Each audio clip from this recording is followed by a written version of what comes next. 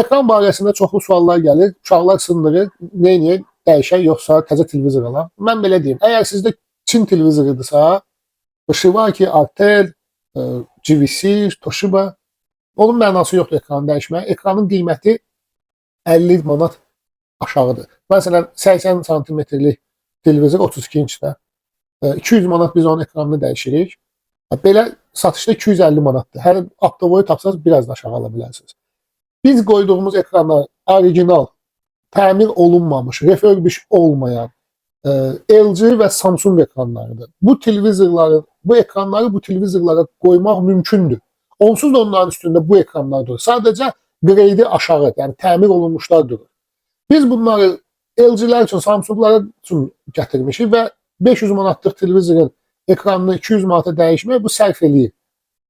Əgər sizdə Çin televizorudursa, siz o televizoru sınıq şəkildə qoyun, tapazı satın. Çünki hər hansısa bir ehtiyat hissəsi lazım olur, başqa bir adama axtarır.